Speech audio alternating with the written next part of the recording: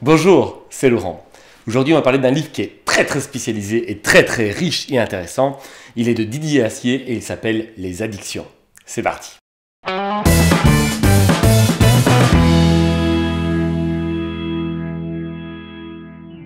Alors, qui est Didier Assier? Didier Assier, c'est un professeur à l'université de Nantes, un professeur de psychologie clinique et qui exerce également comme psychologue clinicien. Le livre Les addictions de Didier Assier, c'est un livre qui est ultra spécialisé dans les addictions. Il parle principalement des SPA. Qu'est-ce que c'est les SPA? Ce sont les substances psychoactives. J'ai extrait 4 points de ce livre ultra spécialisé. Vous pouvez bien sûr trouver les autres points sur la page de ce livre dédié sur mon site internet. Je mets le lien dans la description de cette vidéo, mais les 4 points dont on va parler aujourd'hui, ils sont les suivants. Le premier, c'est la définition de l'addiction. Alors pas c'est le dictionnaire, mais la définition pour pouvoir mieux comprendre ce que ça veut dire l'addiction. Le deuxième point, c'est en fait le classement de ces SPA. Le troisième point, c'est un peu la naissance de ces dépendances et des addictions. Et le quatrième point, c'est le principe de la dopamine. Alors, on est parti pour ces 4 points. Alors, on y va pour la définition. La définition, c'est une addiction est un processus par lequel un comportement qui peut fonctionner à la fois pour produire du plaisir et pour soulager un malaise intérieur est utilisé sous un mode caractérisé par l'échec répété dans le contrôle de ce comportement et la persistance de ce comportement en dépit des conséquences négatives significatives. Alors là, je suis sûr, je vous ai coulé. Je vais vous donner un exemple, ça sera plus facile.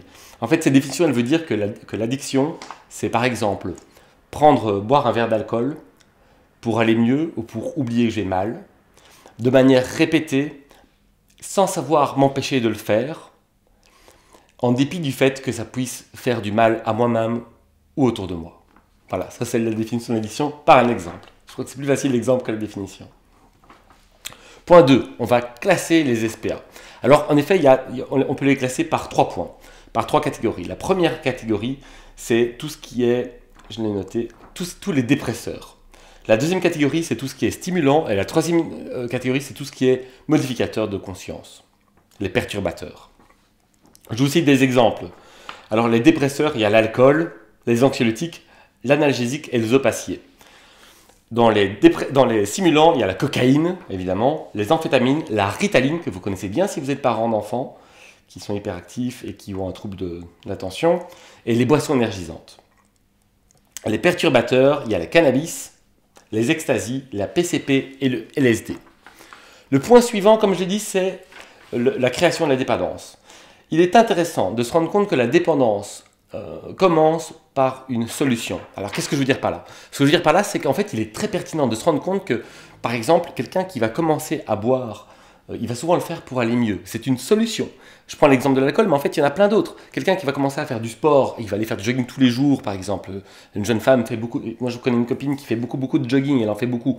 C'est une solution. C'est une solution parce qu'elle se sent bien quand elle fait du jogging, elle a l'impression d'être en bonne condition physique quand elle fait régulièrement du sport. Eh bien, on se rend compte que les addictions naissent souvent par des choses qui sont censées nous faire du bien. Eh bien, en effet, elle va aller courir, ça lui fait du bien, mais après un certain temps, elle va se blesser les jambes, elle va blesser les genoux, elle va faire une obsession sur son sport, elle ne pourra pas donc s'empêcher de l'en faire.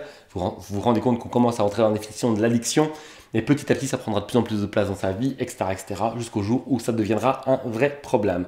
Donc il est important, c'est le point 3, il est important de se rendre compte que les addictions commencent souvent par des solutions.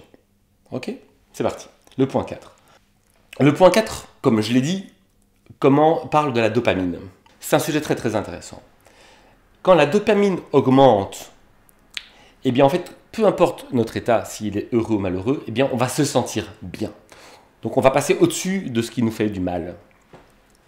Alors qu'est-ce que c'est la dopamine? C'est peut-être important d'en parler. La dopamine, en fait, c'est ce que va générer la consommation de chocolat, par exemple. Quand on se sent bien, quand on mange du chocolat, on se sent bien parce qu'en fait, on génère de la dopamine. Le sexe va générer de la dopamine.